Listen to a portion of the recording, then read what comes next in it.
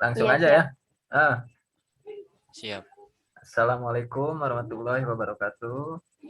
Waalaikumsalam Waalaikumsalam warahmatullahi warahmatullahi wabarakatuh. wabarakatuh. Ini kami dari kelompok 7 ingin memaparkan tentang materi komponen dari sistem operasi Windows. Isi dari kelompok 7 ini ada saya sendiri, Hendrik Purnama Junior, ada Windy Rismawati, ada Sarinisi, dan ada Kiki Mahendra. Ya. Sebelum ke pokok materi ini, kita pelajari tentang pengertian dan sejarah Windows. Ini Windows sendiri ini merupakan sebuah sistem operasi yang diciptakan oleh Microsoft, di mana sistem operasi ini menyediakan antarmuka gratis atau GUI agar lebih mudah dioperasikan. Dengan adanya Windows, pengguna tidak perlu lagi mengetikkan perintah melalui command line layaknya pada MS-DOS, semacam Microsoft Linux ya, di MS-DOS. Cukup dengan menggunakan mouse atau keyboard, pengguna dapat memberikan perintah untuk membuka menu dialog. Ya, jadi di Windows ini kita ada kursornya kayak gitu, semacam kursor, nggak diketikkan kode-kode kayak di Linux. Jadi lebih mudah lah di Windows ini. Terus fungsi dari Windows ini yang pertamanya menghubungkan antara aplikasi dan perangkat keras sehingga kita dapat bekerja secara konsisten dan stabil. Terus yang keduanya mengendalikan dan mengelola sumber daya yang sedang dijalankan, termasuk perangkat lunak dan perangkat keras pada komputer. Pengelola proses. Terus yang ketiganya, mengelola proses yang terdiri dari persiapan, penjadwalan, serta pemantauan program yang sedang dijalankan. Ya, semacam program-program yang dijalankan pada Windows, ada Office Word, macam aplikasi yang lain lah, teman-teman pasti tahu. Terus yang keempat, pengelola data input dan output serta mengendalikannya. Ada input semacam flash disk, output semacam audio kayak gitu. Terus sejarah Windows. Windows ini kali pertama diperkenalkan pada tahun 1989. Setelah berpuluh tahun kemudian banyak hal yang telah berubah, namun beberapa juga tetap dipertahankan. Untuk lebih mengenal sejarah Windows dari versi awal hingga versi saat ini, mari kita simak. Di bawah ini pertama ada Windows 1. Windows 1 ini Windows 1 ini pertama kali diluncurkan pada tahun 1985 yang dipelopori oleh Bill Gates. Hebat ya, yang merupakan founder Microsoft. Windows 1. Jadi Bill Gates ini sama kawan-kawannya kayaknya nggak mungkin sendiri. Kawan-kawannya dia ini yang menciptakan Windows pertama kali. Windows pertama kali yang versi masih 16 bit ya, belum ada 2 atau 64 bit. Dengan ciri Windows 1 ini sangat bergantungnya pada penggunaan mouse. Sari baru masuk ya, Sari kayaknya sinyalnya jelek. Terus naik Windows 2 ke Windows 2. Windows 2 diluncurkan pada Desember 1987, yang dahulu hanya bisa dilakukan dengan Infinishing atau Jumi, kontrol panel dan berbagai pengaturan lainnya. Terus yang ketiga ada Windows 3 diluncurkan pada Mei 1990. Windows 3 ini pertama yang membutuhkan hard drive. Terus diperkenalkan kemampuan untuk menjalankan program MS-DOS yang juga mendukung 256 warna sehingga interface terlihat lebih berwarna. Terus next, Ada Windows 31 ya. Windows 31 pada diluncurkan pada tahun 1992, Windows 31 ini. Terus di perbedaannya dari ciri khas utama berupa adanya control type, terus permainan ini sweeper, no. Windy sama Kiki juga tahu kali permainan kayak itu tuh. Ada Iya, iya. game-gamenya terus mulai Iya. bisa dimainkan dengan Windows 31 ini yang memerlukan RAM. Ini udah ada RAM ini di Windows 31 ini. RAM-nya itu bias maksimal ini kayaknya 1 mega kan. Udah mulai pakai RAM-nya untuk dapat bekerja. Terus Windows 95. Windows 95 diluncurkan pada Agustus 1995. Yang membedakannya dari Windows 95 adalah diperkenalkannya tombol start. Ada tombol start di sebelah kiri itu di pojok dari Windows 95 itu. Terus next Windows 98. Aduh, materinya ketutup. Windows 98 diluncurkan pada Mei 1998. Windows versi ini sudah dilengkapi dengan Internet Explorer 4, Outlook Express, Windows Address Book, Microsoft Chat, dan NetShow Player. Terus NetShow Player digantikan dengan Windows Media Player pada Windows 98. Berarti Windows 98 ini ada edisi keduanya pada tahun 1999 yang ngeluarin versi keduanya dari Windows 98. Terus pengguna USB, udah ada mulai pengguna USB di Windows 98 ini, termasuk USB Hub dan USB Mic. Terus next Windows Millennium Edition ME diluncurkan pada September tahun 2000. Banyak yang berpendapat bahwa Windows ME merupakan versi yang kurang begitu bagus. Walaupun begitu, Windows ME ini pada September 2000 tahun 2000 memperkenalkan beberapa konsep penting untuk para penggunanya. Seperti contohnya kayak recovery otomatis pada Windows ME. Pertama kali diperkenalkan Internet Explorer 55 pada Windows ME ini. Berarti udah ada Internet Explorer kayak buat kita browsing Internet Explorer ya. Terus Windows Media Player dan Windows Movie Maker. Windows Media Player kayaknya buat video atau lagu ya, udah ada di Windows ME. Terus Movie Maker buat edit video aplikasinya di Windows ME ini.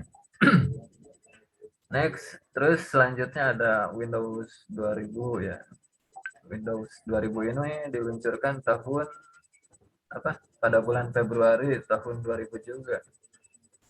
Pantesan namanya Windows 2000 ya. Ya, Iya. diluncurinnya juga tahun 2000. Iya. Sesuai itu berarti ya tahun peluncuran. Tahun peluncuran. Ada yang sesuai tahun, ada yang enggak ya. Namanya tuh. Terus ini Windows 2000 ini dapat dikatakan sebagai kembaran dari Windows ME. Nah, dia adik abang ini sama Windows ME. Adik kakak. Karena lahirnya tahunnya sama kan sama Windows ME. Jadi Windows ME Jadi Windows 2000 ini selanjutnya dikembangkan menjadi Windows XP pada Windows 2000. Hal yang paling membedainya diperkenalkan sistem hibernation yang terletak bersamaan dengan shutdown, restart, dan standby. Ada menu atau di menu powernya. Nah, itu yang membedainya. Udah ada nggak di Windows 2000 ini. Terus next Windows XP. Windows XP diluncurkan pada bulan Agustus tahun 2001. Windows XP berbasis Windows 2000 dan juga elemen yang ramah pengguna dari Windows ME. Pada Windows XP, menu start berwarna hijau dan taskbar memiliki tampilan visual yang sangat baik. Pada Windows XP diperkenalkanlah clear type, sebuah program yang didesain untuk memudahkan sebuah teks dibaca pada layar. Udah ada CD burning juga di Windows XP ini. Terus naik Windows Vista. Windows Vista pada bulan November tahun 2006 diluncurkannya. Windows XP mengalami tingkat popularitasnya 6 tahun setelah diluncurkan Windows Vista ini. Kemudian Windows Vista hadir pada November tahun 2006. Pada Windows Vista ini, tampilan Windows lebih fokus pada elemen transparan seperti share dan security di dalamnya. Pada Windows Vista terdapat Windows Media Player 11. Media playernya udah yang terbaru dan IE7. Terus terdapat spek recognition, Windows DVD Maker, dan serta foto galeri di dalamnya. Jadi yang membedakan Windows Vista sama Windows XP. Terus materinya pindah-pindah. Ada Windows 7. Windows 7 mulai diluncurkan bulan Juli tahun 2009. Windows 7 ini yang membedakannya kemudahan pengguna dengan desain dari Windows Vista. Dari Windows 7 yang lebih baik, Windows 7 dapat dijalankan dengan lebih cepat, stabil, dan mudah, sehingga banyak pengguna yang akhirnya beralih ke Windows 7 dari sebelumnya XP atau Windows Vista. Habis Windows 7 terus keluarlah Windows 8 pada bulan Oktober tahun 2012. Nah, di Windows 8 ini Microsoft ini berharap bahwa Windows 8 dapat menjadi yang terbaik lah, kayak primadona gitu. Ada primadona baru bagi pengguna komputer. Sebelumnya sudah puas dengan Windows 7. Terus hal yang mencolok dari Windows 8 ini adanya widget untuk menggantikan daftar berbagai program di tombol start. Ada menu-menunya baru yang di tombol start. Terus habis Windows 8 keluarlah Windows 8.1, diluncurkan pada Oktober 2013. Sebelumnya Windows 8 ditolak memiliki tombol start di bagian desktopnya. Hal ini kemudian diperbaiki oleh Microsoft dengan dihadirkannya Windows 8.1. Dan Windows 8.1 dimunculkan kembali tombol start, namun dengan ikon yang bergambar 4 jendela. Di tombol startnya ada ikon 4 jendela, berarti di Windows 8. Terus next Windows 10 nih, versi yang saat ini ya. Windows 10 diluncurkan pada bulan Juli tahun 2015. Windows 10 masih memiliki tombol start dengan desktop yang lebih seimbang.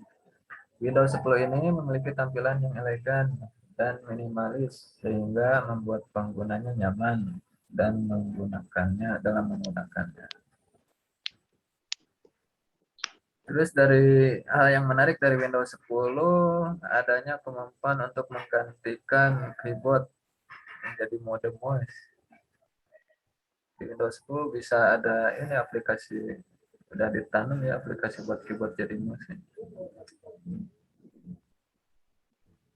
Terus yang keyboardnya dapat dilepaskan dan memiliki kelebihan Windows 10 yang menarik dan memukau, membuat banyak pengguna yang berbondong-bondong melakukan upgrade dari sistem operasi lama mereka ke Windows 10. Terus next. Jadi singkatnya Windows pertama kali diluncurkan pada tahun 1985 oleh Bill Gates.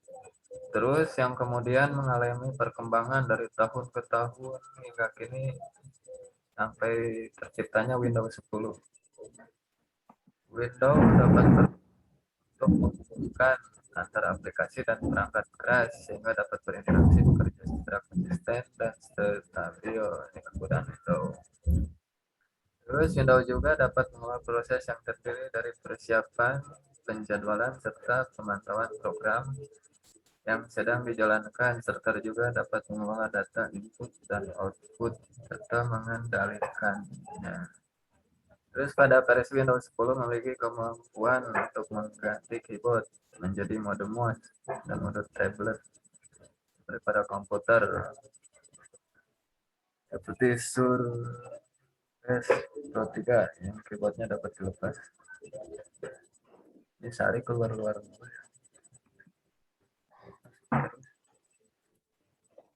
Terus next.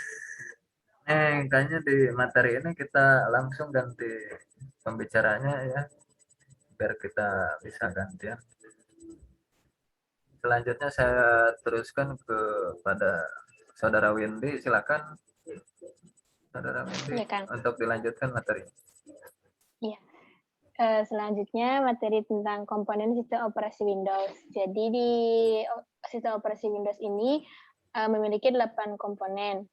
Di antaranya yang pertama, di antaranya itu ada manajemen proses, yang kedua ada manajemen memori utama, yang ketiga ada manajemen secondary storage, yang keempat ada manajemen sistem I/O, yang kelima ada manajemen berkas, yang keenam ada sistem proteksi, yang ketujuh ada jaringan, dan yang kedelapan ada command interpret system. Nah, penjelasannya yang lebih lengkap mengenai komponen sistem operasi Windows, yang pertama itu manajemen proses. Manajemen proses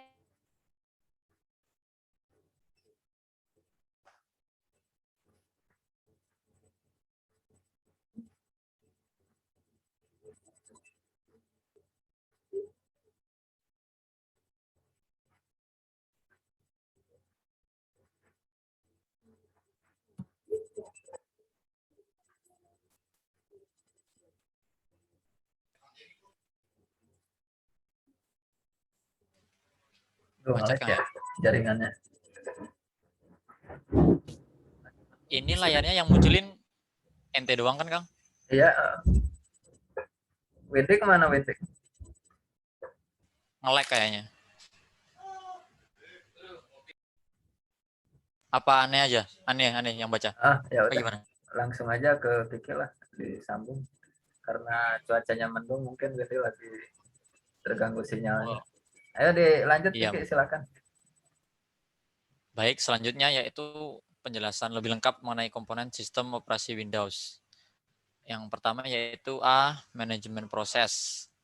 Manajemen proses sendiri merupakan keadaan pada saat suatu program tengah dieksekusi atau sebuah proses juga membutuhkan sejumlah sumber daya untuk dapat menyelesaikan tugasnya masing-masing. Sumber daya tersebut meliputi yaitu memori, perangkat input dan output, CPU time, dan berkas-berkas. Sistem operasi juga sangat bertanggung jawab pada kegiatan maupun aktivitas yang berkaitan erat dengan manajemen proses. Contohnya yaitu menunda maupun melanjutkan suatu proses. Yang kedua yaitu menyediakan mekanisme yang dibutuhkan untuk proses dari sinkronisasi. Yang ketiga yaitu menyediakan mekanisme yang dibutuhkan untuk layarnya ketutupan.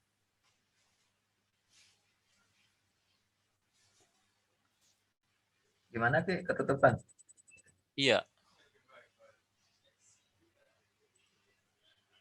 Apa view? Oh, udah. Kemudian yang B yaitu manajemen memori utama. Jadi memori utama juga sering disebut juga dengan memori, yaitu suatu array yang besar dari bit dan ukurannya dapat mencapai ratusan, ribuan, bahkan hingga jutaan.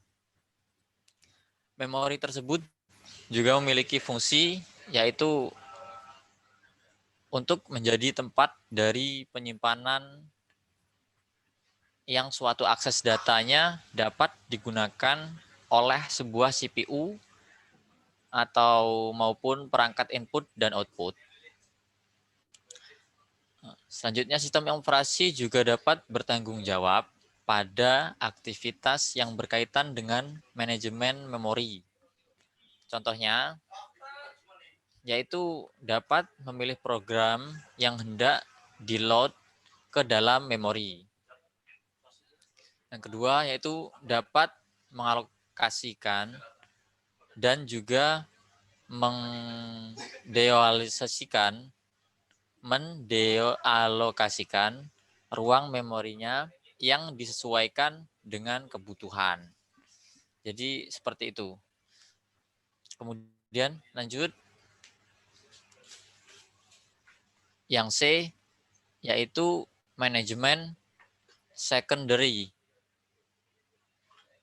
atau storage.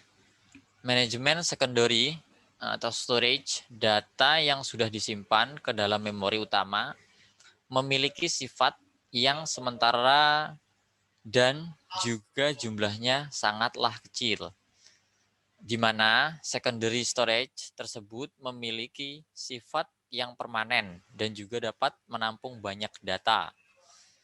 Contohnya dari secondary storage yaitu seperti disket ya, kemudian hard disk dan lain sebagainya. Kemudian sistem operasi juga akan belum kelar, Kang. Kita lanjut. Yang D yaitu manajemen sistem ERO. Jadi manajemen sistem input dan output. Sering disebut dengan device manager.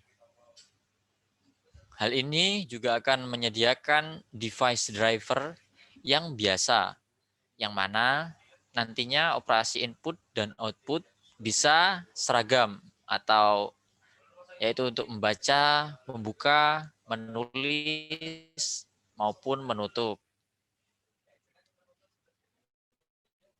Contohnya, yaitu pengguna dapat menggunakan operasi yang sama tersebut untuk membaca suatu berkas yang ada pada hard disk, floppy disk, dan juga CD-ROM.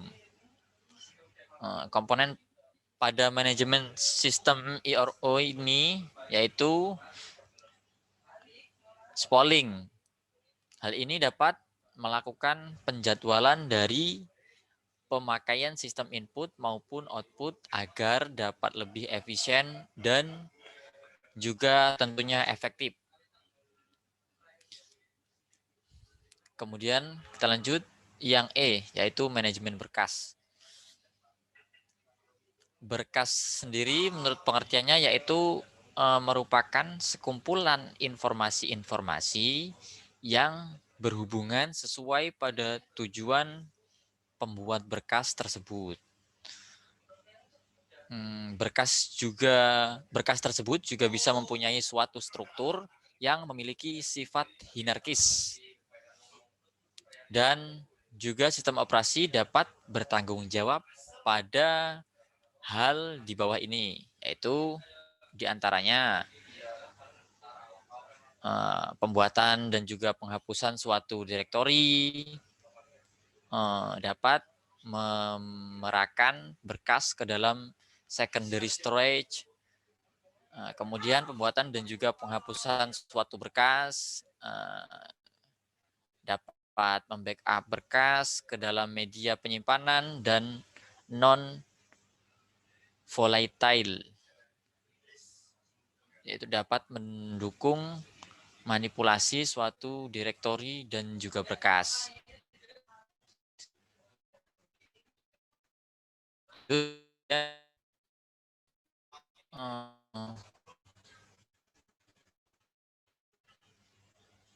Slide-nya Kang, habis ya?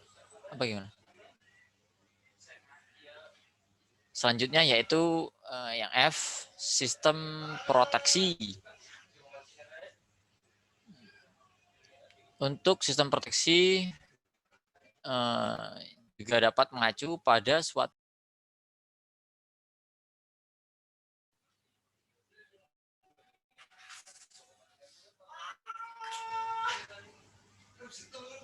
gimana Kang? Hilang.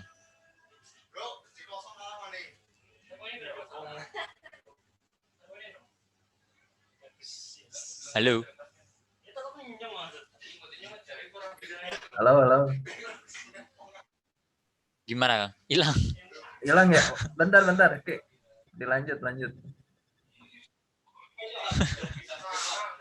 Aduh. Ini.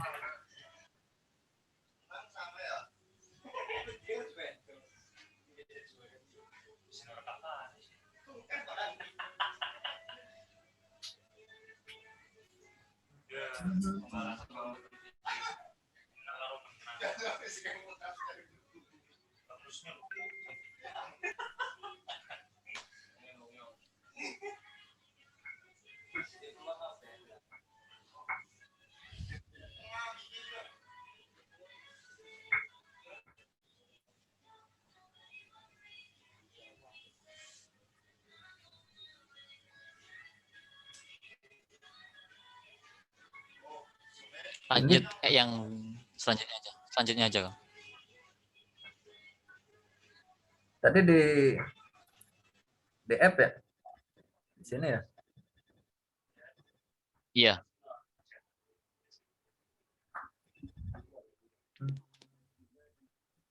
Lanjut ke G aja Kang. Loh, mana lagi? Hilang lagi. Bentar, bentar.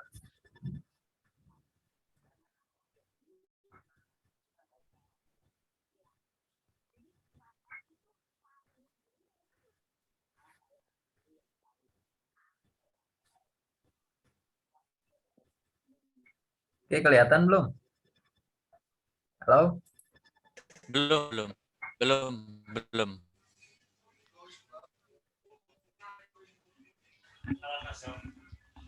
Ininya mana sih? Oh, ini.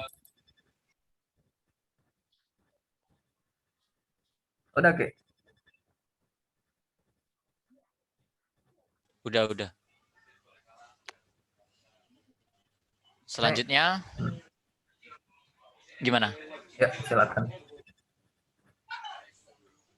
Selanjutnya yaitu yang G, jaringan. Yaitu jadi komponen sistem operasi jaringan, yaitu suatu sistem yang terdistribusi merupakan kumpulan dari prosesor-prosesor yang tak dapat berbagi dengan clock maupun memori. Untuk setiap prosesor yaitu memiliki memorinya sendiri. Prosesor tersebut juga telah tersambung melalui jaringan komunikasi.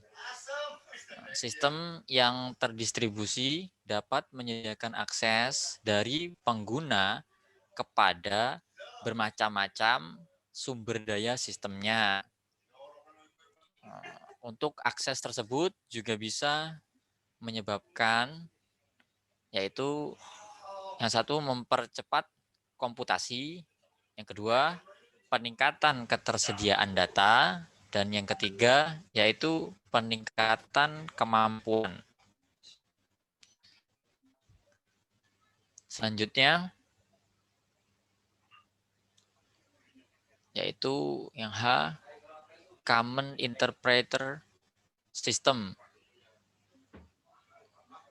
yaitu suatu sistem operasi akan menunggu instruksi dari common driven atau pengguna. Programnya akan membaca sejumlah instruksi dan juga akan mengartikan kontrol statements yang biasanya juga disebut sebagai control card, interpreter, command line, interpreter, dan Unix cell. Command interpreter system ini juga memiliki banyak sekali variasi dari suatu sistem operasi yang lainnya dan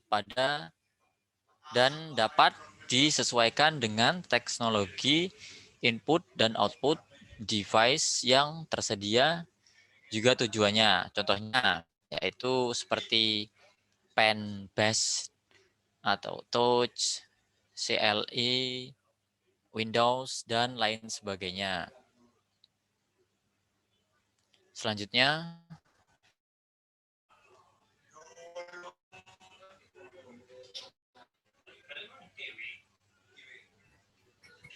Ditutup aja Ki, udah habis materinya.